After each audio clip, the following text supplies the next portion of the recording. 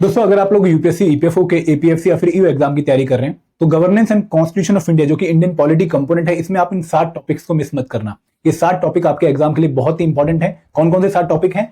सबसे पहला और सबसे इंपॉर्टेंट टॉपिक है इंडियन पार्लियामेंट। दोस्तों आपको एग्जाम में 2 से 3 क्वेश्चन इस टॉपिक से पक्का देखने को मिलेंगे ही मिलेंगे, तो इस टॉपिक को आपने अच्छे से कवर करना है। सेकंड इंपॉर्टेंट टॉपिक है फंडामेंटल राइट्स एंड डीपीएसपीस। यहाँ पे आर्टिकल 12 से लेकर आर्टिकल 51 तक आप लोगों को अच्छे से जो है कवर होने चाहिए, क्योंकि एग्जाम में पिछली बार भी 2 से 3 क्वेश्चन इस टॉपिक से पूछे गए थे। थर्ड इंपॉर्टेंट टॉपिक है सुप्रीम कोर्ट ऑफ इंडिया, हमारे देश की हाईएस्ट जुडिशरी, और यहाँ पर भी आपको एग्जाम में 1-2 क्वेश्चन इस पर्टिकुलर टॉपिक से देखने को मिलता है। Then office of president and governor, काफी इंपॉर्टेंट ऑफिस है, बहुत इंपॉर्टेंट कॉन्स्टिट्यूशनल पोस्ट है और ये भी अक्सर न्यूज में रहती है, तो इनके रिगार्डिंग भी एग्जाम में क्वेश्चन पूछ जाने के चांसेस काफी हाई होते हैं। देन दोस्तों पंचायती राज इंस्टीट्यूशन, लास्ट टाइम एक क्वेश्चन आपका पंचायती राज इंस्टीट्यूशन के थंगन कमेटी से पूछा गया था, तो आप लोगों को ये टॉपिक भी अच्छे से कवर करना है।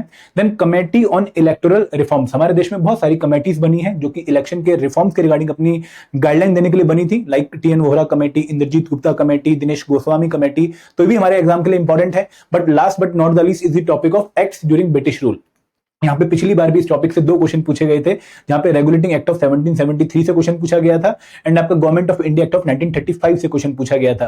तो ये 7 टॉपिक ऐसे हैं जो आप लोगों को इंडियन पॉलिटी की प्रिपरेशन में अच्छे से कवर करने हैं, विदाउट मिस प्रिपेयर करने हैं, ताकि आप एग्जाम में इस पर्टिकुलर कंपोनेंट में 10 में से 8 क्वेश्चन भी सॉल्व कर पाओ। Thank you very much. जय हिंद, जय भारत।